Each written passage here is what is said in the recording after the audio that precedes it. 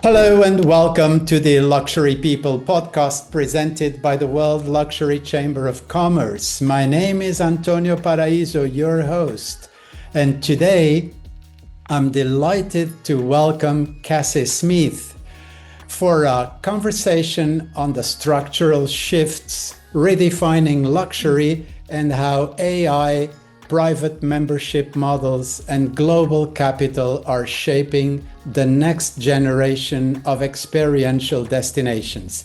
Now, our guest, Kassie Smith, is a visionary real estate developer, founder of KS Global, and honorary WLCC board member. Kassie Smith, welcome. Thank you, Antonio. It's my pleasure. My pleasure. Our pleasure to have you with us today.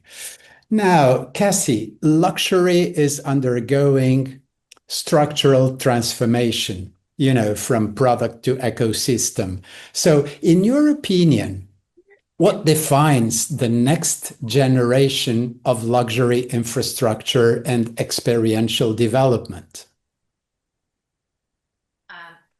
Thank you, Antonio, for that first question. And that is very broad, so I will try to be brief in my explanation.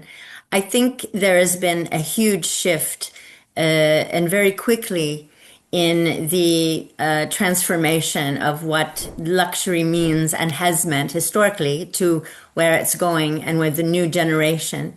Historically, luxury was driven towards opulent structures and grand lobbies and five-star white glove service. That has not gone away, I don't feel, and I know the industry feels as example that. However, it's just now driven more towards the cognitive wellness aspect and more of a self-contained ecosystem. So bringing in the more of the sustainable elements. They're more focused, obviously, we know, on wellness, and we have had to highlight that within the actual hotels and resorts. And properties in general. And properties, exactly. And then to expand on that, when we are doing our master planning, they are looking for not just one hotel, a golf course, a marina.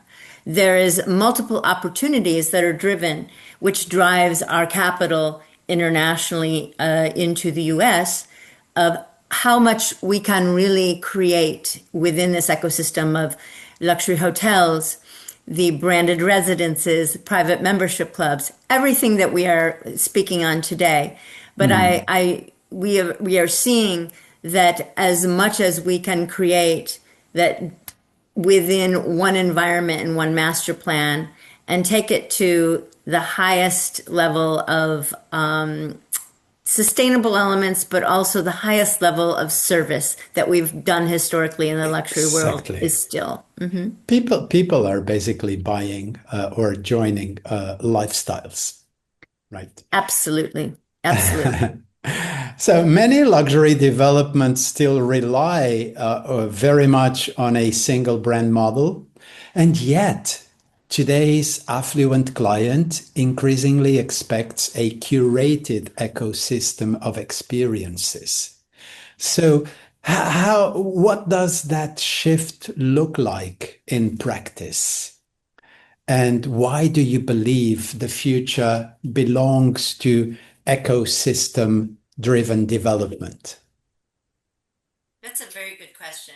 Excellent question, because there are two segments going on, and to discuss this one in practice, a single brand model relies on a linear value proposition. Guests rent a room, uses a branded that hotel's branded spa. There are branded restaurants. Everything has been relied on that historically. In the last decade, and specifically in the last 5 years, there's been a huge shift, obviously, to diversify brands and show in a true ecosystem and in a master plan, which I've spent my entire career as visualizing and wrapping my brand around. You will want to bring in, you'll have a hotel brand and you will partner with, a culinary group who will create an entire different experience. A world-class luxury wellness institute with a wellness spa that is completely self-contained and has a single structure within one master plan. So I think this diversity, where we're not just relying on one brand to bring all the elements, Exactly. is where we've headed. Ecosystem. Correct. Yeah. Exactly. Now, in truly exceptional luxury environments, the experience normally feels effortless. Yet, we all know that it is highly orchestrated. So, what are the invisible systems that will differentiate next generation high-end destinations? Well, I think we have all agreed that the next shift is AI driven.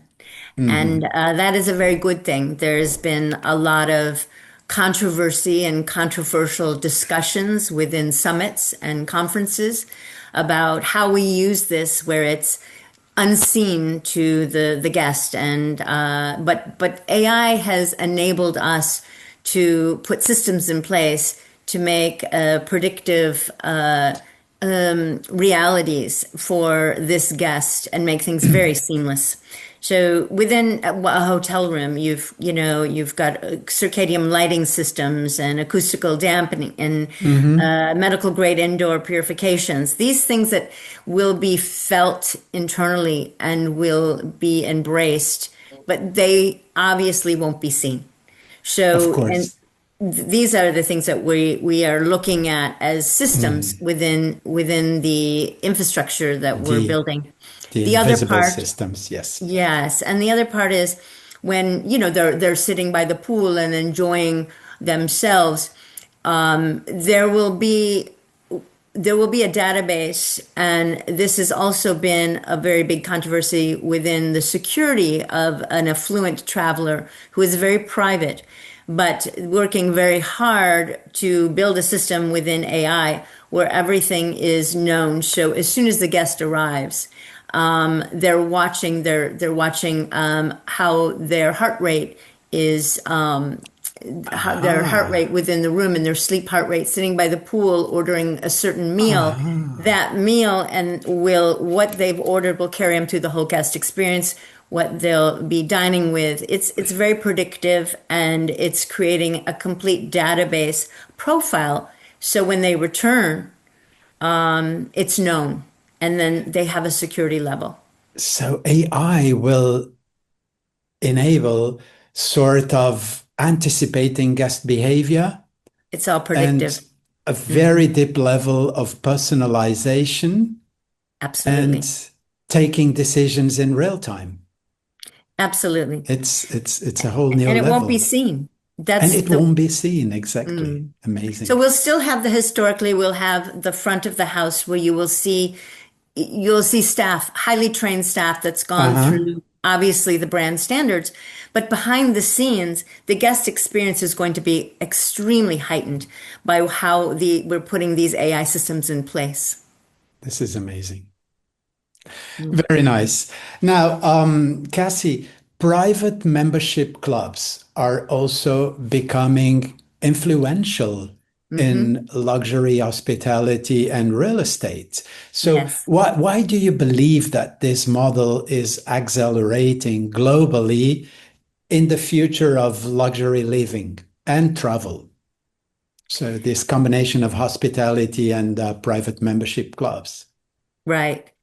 I've been following the private membership club market for years, and we really There you go. tried in the last 10 years to my group focus on always trying to integrate that. Now, as we know, as you know, in Europe was really historically, they were the really they set the standards for the private club market. It took the US, I think, some time to catch up. But the marriage of a hotel and a private club is really now very prevalent. And this has really only happened, I would say, in the last couple years. Yeah. And now we're seeing it's the private club market is really bigger than ever. And then there's different segments. There's the social clubs, there's the destination travel clubs, and there's the truly affluent private membership clubs, and where they are really offer a seamless experience. So they might have a brick and mortar club that is within a resort or property, but everything is taken care of and also predictive and using AI systems within that club. But it's seamless, it's very exclusive.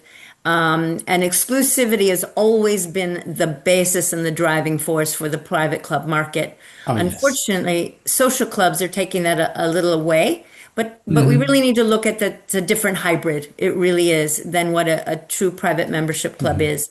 And partnering with a hotel makes complete sense for a lot of reasons, and obviously drives an extended revenue stream for that hotel. Exactly. And it brings value, added value to the guest. Absolutely. Very interesting. Now, to what extent will the future of high-end development depend on cross-border partnerships? And what distinguishes a truly successful global collaboration from a mere transactional one? That's a very good question, and I think we need to look at it as two different segments. The transactional real estate and the trading of hotel asset that is going on here in the U.S. specifically is very, very strong, but that is really defined by more of a select service or limited service franchise hotel. As well as a resort, when you're looking at a resort that is driven towards families, when and it is transactional, and we have an abundance of investors that is their business model, and and they stick to it. When we come to more of a collaboration cross border, I think the luxury market is very, very largely defined by the collaboration of luxury brands that are identifiable globally. Yes, yes, yes. I think that's what the big difference is. Yeah, and it brings value, although also, cross-border collaborations also have to be well managed because of culture differences.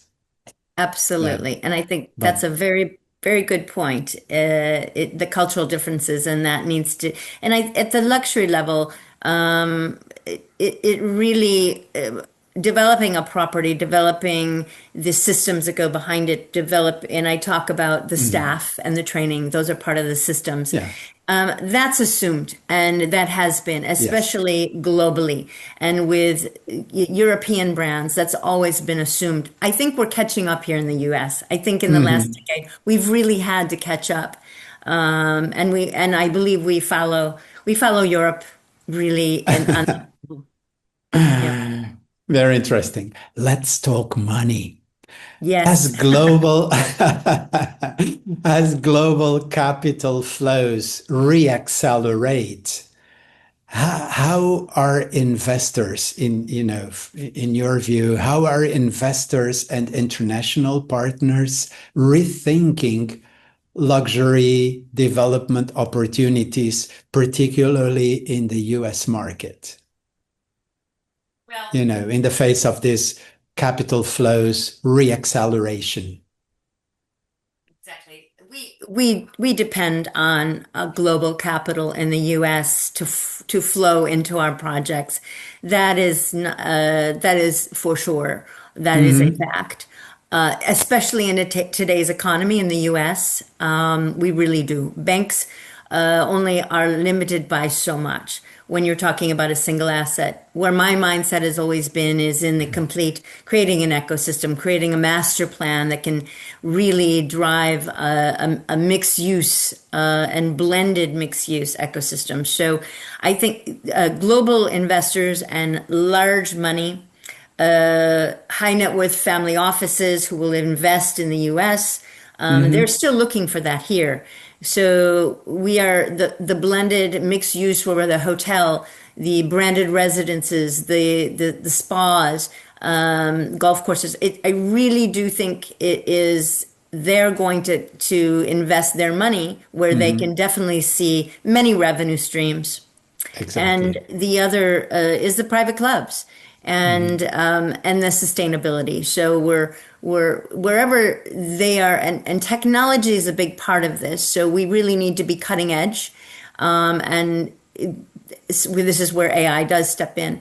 But if they are a property that they feel is introducing something that is globally recognized, that can drive a very fat or very sumptuous ROI, and incorporates a large ecosystem and a mixed use, that is where you really should focus on, and that is where the money is going to be driven to. Exactly.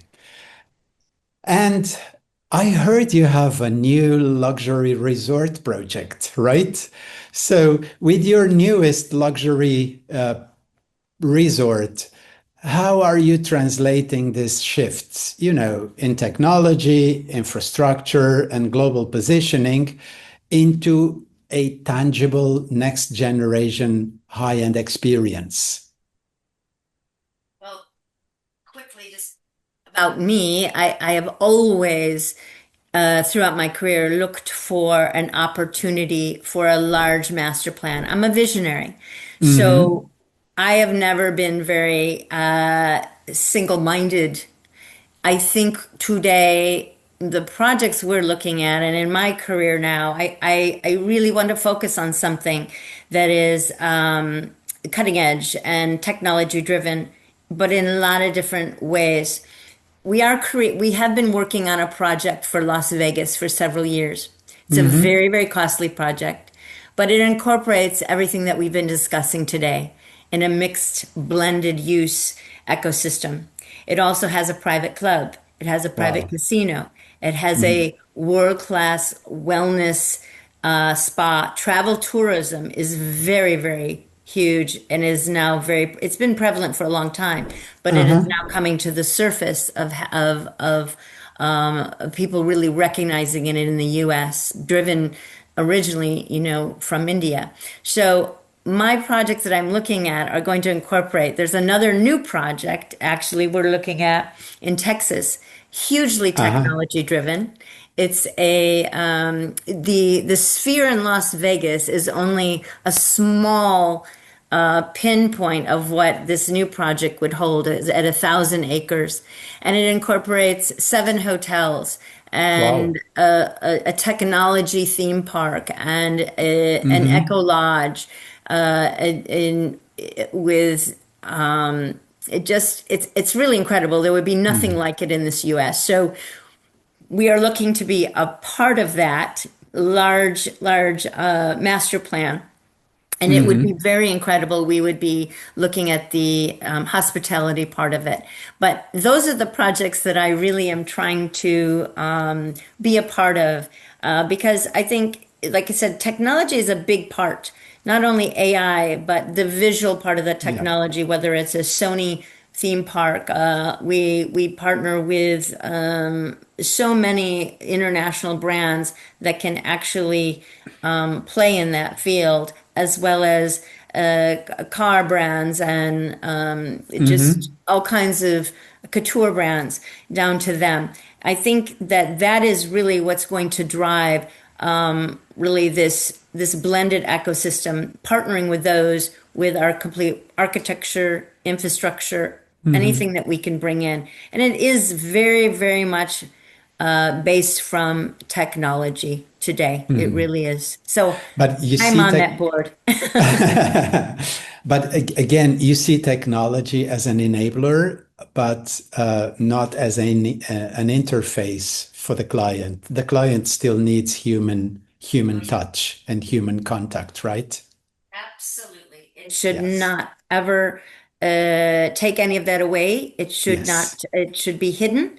Yes. And Hidden. Yeah, as we spoke before. Yes. the human touch is is never going to go away, and it is always going to be asked for, and is the property that does not realize that front facing and that high touch personality is going to be judged by their guest. So Exactly. at the end of Yeah, the day, I think the technology and infrastructure, architecture, building systems, it's all going to come together behind the scenes to drive cash flow, valuation of properties, ROI. But when a guest is on a property, that is not important to them. It's the face to face. exactly. I couldn't agree more. Kassie Smith, thank you for sharing your visionary perspective. You've just shown us that the future of luxury is not just about what we build, but about the intelligent infrastructure and curated experiences people aspire to belong to. Thank you so much. And as always, to our audience, thank you so much for joining us today on the Luxury People podcast by the World Luxury Chamber of Commerce. My name is António Paraíso. Until next time.